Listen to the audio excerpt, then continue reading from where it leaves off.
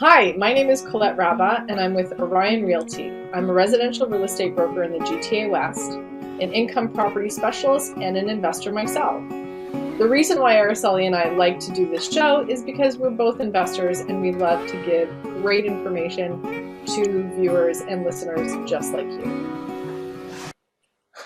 Welcome, everyone. This is Araceli, wealth advisor, real estate investor in the US and Canada, and creator of Wealthy Women and Real Estate. And today, with my weekly chat with Colette, we have a special guest. Colette, can you introduce yourself? Sure. Hi, everybody. My name is Colette Rabba. I'm a real estate broker in the GTA. As you know, Araceli and I love to do this show because we love real estate and talking about real estate and real estate investing specifically. So today we have our guest, Tim Thurgood. He is a friend and also a fellow investor. I actually met Tim through Araceli, so this is kind of nice. It's been years now, which is really great. And why we wanted Tim to be on the show. Welcome, by the way, Tim. Thank you. Um, Good to we be here. wanted you to talk to us about something that we don't see very often anymore, but we think the information is really good to have. And Tim he's going to give us a little insight in something called syndicated mortgage today. So we have lots of questions. Do you want to start, Araceli, or should I? Well, Tim actually has some experience with it. He's got invested in syndicated mortgages, and he's going to give us a little bit about his experience with what happened to him. And it's not necessarily what it would happen to everybody, because nothing will go wrong, but sometimes it does. So Well, go ahead, Colette. I was going to say, let's just start with if you don't know what a syndicated mortgage is. Mm-hmm. So do you want to tell us what, generally speaking, when somebody says syndicated mortgage to you, what does that actually mean in Ontario these days, right now? You want me to answer that? Yes. Oh, okay. So syndicated mortgages, I'm looking at my other monitor here just for the definition to make sure that I give you the right answer. And I got a pop-up on my screen, sorry. Basically is where a group of investors are pooling their funds to invest in real estate mortgages in order to perhaps go after a bigger project and go after higher returns as a result, because sometimes it takes money to make money. So if you have $5,000 and you're able to invest in one of these pools, you are going to get a larger return against those funds because you're putting it in with someone else who has $500,000. The downside of it is that the risks, the way it's structured, is different. And you've got to do a lot of due diligence on your own, because the legislation that covers syndicated mortgages is different than others. And you'll often get asked things like, please attest to the fact that you are an accredited investor, which means you're basically declaring that you have enough funds and you're well educated enough to know what you're doing.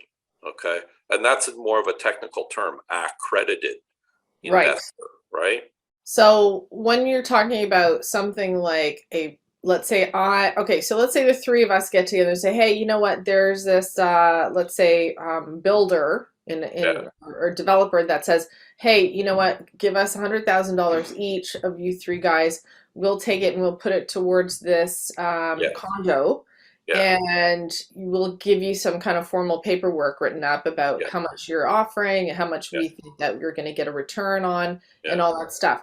So how is a syndicated mortgage different than going to a developer or builder and investing, or as a private investor to say to an individual to say, hi, here's let's say a rent to own, or it might be going too far off the mark, but Yeah. I want to see a comparison because as far as I understand, you can't do a syndicated mortgage anymore in Ontario. It is not allowed anymore. Is that correct? Do you know? I don't believe that statement is true. I Oh, believe that what's happened is because of some bad press around syndicated mortgages, people have just stopped. Yeah, they're shy away from Right? investing. Because they've gotten a bad name. Or Right? have they just called it something different? That's really what I'm worried about. Well, then we should investigate and do some more Okay. reading on it. What I Yeah. would suggest is, as the three of us, if we're each going to invest a basket of our own money into a single condominium, then that's just going to be a private contract between the three of us. Right. We might get some advice from a lawyer or from a mortgage broker to help us out, but that's just something we're doing because we're kind of family, Right. so to speak. And But to say, let's okay, sorry, let as a private investor, the uh, three of us going into a actual condo, not a condo build, is yeah, different. So we would all be on title, we would all be yeah, tenants or equal, let's say equal investors, and we're uh, all equally at risk. There isn't a second body there saying, give me all your money and I yeah, promise to give you all this return. yeah, So that's the difference between a syndicated mortgage going to a separate yeah, entity and yeah, saying, here's my money, take my money, put it in, I'll sign something, and I don't have to be on title. And you can say, oh, maybe you're going to get this much money back. right, Yeah. right, Is very different than if you go to, let's say, even a developer that you're buying a new build from, and you are going to be on title of that actual unit. yeah. Yeah, so it's a little bit different. It's So a little bit different, whereas a syndicated mortgage might not only involve the three of us, but it might involve another 100 investors. sure. And it's because it's officially syndicated, it's covered by a body of legislation enforced by the Financial Services Commission of Ontario, FSCO. And that's a different entity. If in the first case, where it's just three of us privately, the only enforcement mechanism we have is to show up at each other's doors and say, I'm not happy with the way things are going, and I'm going to get a lawyer. Yeah, or we have a contingency plan even Yeah. before we sign to say, okay, the three of us are going to be owners of this one property. And One everything's of us working out. decides to get out, then what's Yeah. within the paperwork or within the framework of our deal, we Yeah. have a plan B and a plan C. Because Araceli, if you know anything about Araceli and I, we love our plan Bs and plan C. For sure. You always Tim, need a plan B. You can't predict the future. 100%. that's You know, right. the Right, pandemic exit. is a perfect And example. a good exit strategy. So that's the Yeah. thing when you go into a partnership with anybody, really, is across Yeah. the board, know what your exit strategy and what your options are going to be, right? Yeah, that's For right. sure, Yeah. always do. But Tim, tell us a little bit about what you experienced, what happened. Can you walk us through that experience that you have with syndicated mortgages? Well, I actually didn't invest in a syndicated mortgage. I was actually getting into these things and I was new to it. And I was very cautious. And I went to a networking meeting that had real estate as a topic. Someone did a presentation, a look around the room, and there were a few people interested. And as it turned out, this investment person had been doing this business for a few years. So I followed up with coffee meetings and lunches.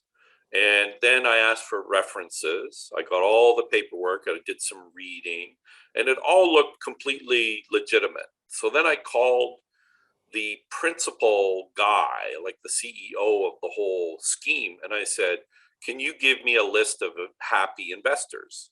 And he gave me a list, and I followed up with them, and they were good. Everybody said nice things about the whole thing.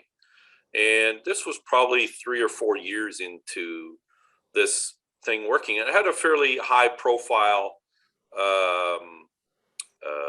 what do you say? They were very much in the public eye, Okay. and they had a good aura about them and a good reputation. So I invested with them, and what I got back was I chose to invest with a named property. Okay. Other investors were investing in that property, And what it was they were taking an old school in a vacation area in Ontario, and I won't get into the detail, and they were turning it into a condominium and apartment building development with the twist is it would have access to the water and things like that and other. Okay, and did your investment have a timeline? Was it like a set timeline that you get a return? It did. It had the developer lined up, and it said we expect to start doing pre-sales of the condo units at such and such date, and the date was about 18 months to 2 years in the future. Okay. Okay, so what happened was the money went in, and I started to receive a portion of the funds back because they were guaranteeing a return of something like 10 to 12%. Okay, good. Oh, gee, these days I can get, up to 12%, instead of 1.0 or 0.5% at the bank, like what a great deal. Really good. Yeah, and it was really, really good. And then I think about 13 months into it, the money stopped arriving. So I called them up and I said, well, what's going on? I said, we've got some temporary issues and, things will start going. And then I poked around and then I saw the name FSCO in some document online, and it turned out there was some investigation going on at this kind of thing. Okay. So I contacted the FSCO. I sent them the paperwork that I had, and there was a lot of worrying and everything. And there were and basically, as it turned out, I potentially could have lost all of my money, right? Like gone from, I think I had invested $50,000 and I'd gone from 50 to zero, basically, right? So I waited and waited and waited.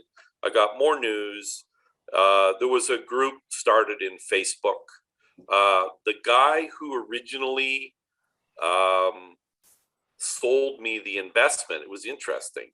He actually moved to New Zealand, which is very interesting. But then he came back and he got into the group on Facebook and he said, look, this was all legit and I lost money too.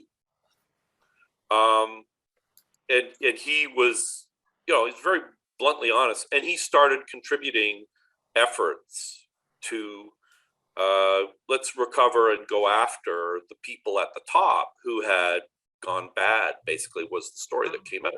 So I went to a couple of meetings at a law office in Toronto, and I turned to the guy next to me and I said, so how much did you invest? And he had invested well into the 7 figures. So the collateral, that's the one thing I didn't hear from you. What did they say? You give us this investment and then you'll get what is collateral? What I got in my case was my name on a mortgage on a property. Okay, so you were on title. So I that was right on title. Leverage, correct? Yeah. Okay. And I was more or less fine. Because okay, so what happened in the end? Well, what happened in the end basically was that I got all my money back. Okay, great, but no 10%. No 10%. Okay. Okay, and sorry, just to go back to, you mentioned FSCO, which is Financial Services Commission of Ontario. So we do have governing bodies somewhat to protect us as investors, but really when it comes down to it, know the paperwork you're signing. Like, this is really, if you don't feel comfortable, and you did everything right as far as I can understand. You did your due diligence, you searched the people, you found out about the property, you found out you had your name on the collateral, but as being on title. So but this is the thing that, as investors too, why we like to, I mean, I'm talking for myself, honestly, we like to invest in hard property because ultimately at the end of the day, you have a piece of land, you have that your name on title.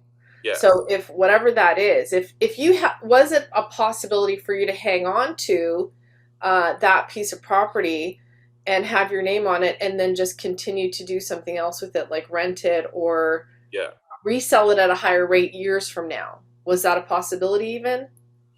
I think it was, I think that, like, what I wanted was to convert some funds into cash flow. because the only other thing I could do with that money was to throw it in my RSP, boring, you know, or put it in a GIC at the bank, which As is, far as low Or risk. it's an yeah, investment. so I I think could that make people, 0.7% or something like that. yeah, well, the thing Whoopee. is, people You that know, are in a certain range, either they have maximized their RSP or the TFSA, or they want to, or they need yeah, some cash flow and they have excess funds. They're always looking for some type of investment, which is going to yeah, give them a little bit more return, which yeah, is very logical. And some of these, if you don't have enough money to buy the entire property, yeah, or you don't want to manage it, some of these type of investments are coming out everywhere that they'll give yeah, you a portion of the investment so you can get some cash flow on an ongoing right. basis. And But some and of I them have gone bad, right? yeah, and I was kind of predisposed to do this anyways because I have real estate background from when I was a kid. My dad was a broker. He was an investor. He owned a car dealership. He was into all sorts of stuff. And he owned a mortgage, or actually multiple mortgages on houses when I was, in the 70s as a kid. And I worked in his real estate office, and I was very familiar with a lot of the concepts and a lot of the things that are done around real estate. And I was very comfortable with it as well. Yeah. But even when everything looks good and the guys are good, remember, bad things can still happen, and sometimes it's just plain random, right? Right. And the one thing that I see for the average, let's say, buyer right now is when people invest in a condo and it's a pre-built condo, but they Right, don't do the Yeah. research and they don't get a lawyer to protect themselves, and the condo doesn't get built for whatever right. reason. And Yeah, it's happened many, many times with larger companies too. yeah, And that's very hard to protect yourself against that. And well, not to protect, you are protected, yeah, the government protects you, but also it's very hard to recover the money because the process, let's say you have a It's a long building with time. 500 units. yes, They have this huge influx of saying, okay, well, shit's hit the fan now. What do we do? And we have to give back all this money to all these people. It takes a long time. yeah. And there are project delays. Right. Typical example is the guy who is the owner of the project, who's Yeah. allowed, say, 70 or 60% of the project to be funded through some mechanism like a group of private investors or syndicated mortgages, whatever the structure. That fella's running it, and then suddenly there's a labor dispute. Okay, so as soon as that happens, the general contractor is kind of stuck, or perhaps the general contractor is problematic. Whoever you blame on it. Let's say there's health issues with people and something happens. Right. The Or it whole could be project gets structure. delayed, right? It could come from the municipality saying, oh, you know what, Don't have you permit. want this, yeah, you want to Yeah, make a change permit now at this. delays. Exactly. There's lots of delays. Right. So within certain contracts, especially with condos, they give you up to, I believe the law is up to 3 delays, and they Yeah, all have a set time frame, so it can no longer be whatever the time frame they are allowed. I yeah, believe it might be 6. Don't quote me on this. It might be 6 or 9 months per yeah, delay. So you're up to yeah, 3. So that's like another 2 years. So if you really think yeah, I have to get my money out, you want to liquidate, you want to get that money back in your pocket to invest in right. something else. Sometimes you just have to have your plan B to say, okay, well, I have to leave it in for another 2 Yeah, years. So don't, have that guy knocking on your door that he wants to break your legs if you don't pay it back on time, because might Yeah, not you have to happen. get to that point. But Yeah. this is fantastic. Thank you so much, Tim, for sharing this with us. And yeah, the moral of the story here is that as an investor or as aspiring investor, is make sure that you understand the rules of what you're investing in, whether it's $5,000, $50,000, or 500,000, whatever it is. Please do your due diligence. If you don't know, contact people that have done it before so they can give you and share their experience with you, so you know the risks. So there is always risk, but if you do it correctly, most of the time it'll be okay, right? Always talk to a lawyer too. We can't For stress that sure. enough. Yeah, because Always. the law changes, everything changes as we go along. So what we can tell you today is right, it might not be in a year from now. So thank you, Tim. I would really Thank you. appreciate you coming to share your experience, and we will see you in the next episode. Yeah, thank you. Thanks for joining us, everyone. Thanks for joining us today. If you'd like more information or if you have any questions, please go to my website at www.coletterabba.com.